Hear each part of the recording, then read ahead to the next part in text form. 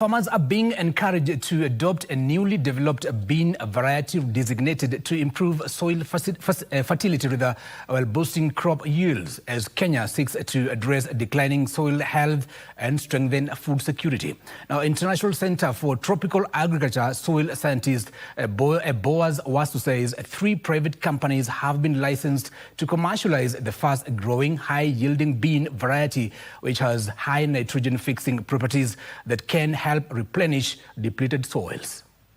Kenya imports about 150 tons of beans annually to bridge a supply gap as demand for the staple continues to rise. To boost local production, the Kenya Agricultural and Livestock Research Organization and the International Center for Tropical Agriculture have developed a fast-maturing, high-yielding bean variety that is rich in nitrogen and designed to improve both productivity and soil health. In the past, we used to develop a variety which takes longer to cook, which takes longer to mature, which for now are no longer the best varieties because the weather has changed, the consumer preferences have changed. The new variety, which is set for commercialization, is highly nutritious and requires less energy to cook, making it more affordable for households. Farmers that do regenerative agriculture, they are able to increase their productivity. And that's a proven. You might find a farmer growing 1 kilogram of that bean and getting 60 kilograms.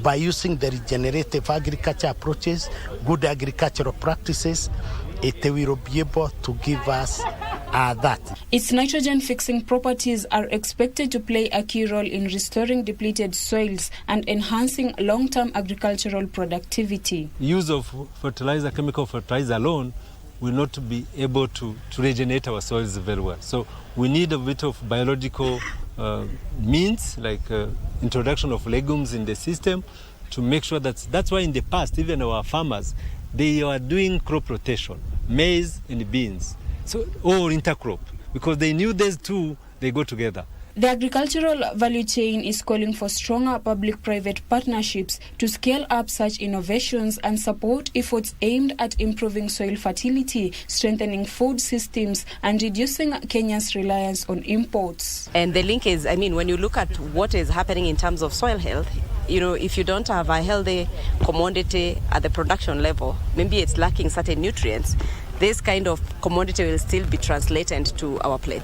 Most of our farms are degraded, and so the research that we focus on is how we can support farmers to adopt sustainable practices that restore soil health, that also improve soil biodiversity, improve water holding capacity, but also soils that are able to hold carbon, basically addressing the issues of carbon emission.